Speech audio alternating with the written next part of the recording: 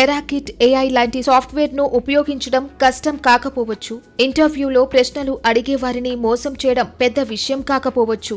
Company వాళ్ళు ఎన్ని జాగ్రత్తలు తీసుకున్నా, డిటెక్టింగ్ టూల్స్ వాడినా వాటిని బైపాస్ చేసి మోసం చేయగలిగే ప్రతిభావంతులు కూడా ఉండవచ్చు.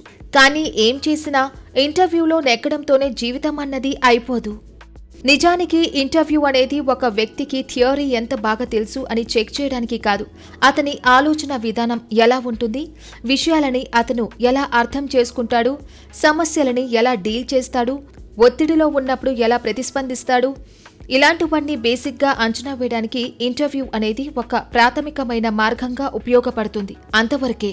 పేరాటిక్ ఏఐ వాళ్ళు చిలక బొమ్మని లోగోగా పెట్టారు అంటే ఆ టూల్ మనకి చిలక పలుకుల్లా ఆన్సర్లు చెప్పేస్తుంటే మనం కూడా రామచిలకలా వాటిని అప్పచెప్పేయడమే. కానీ కంపెనీలో పనిచేయడం అంటే పెరాకిట్ ఏఐ చిలక పలుకుల్లాంటిది కాదు. చెప్పిన వాటిని విని అప్పగించినంత సులువు కాదు.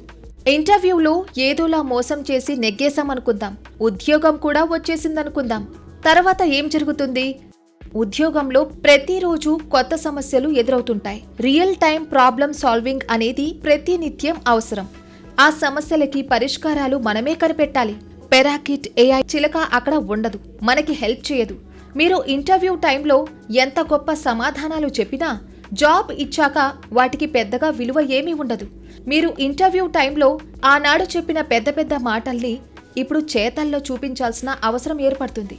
అలా చూపించలేకపోతే మీ అసలు సామర్థ్యం బయటపడిపోతుంది.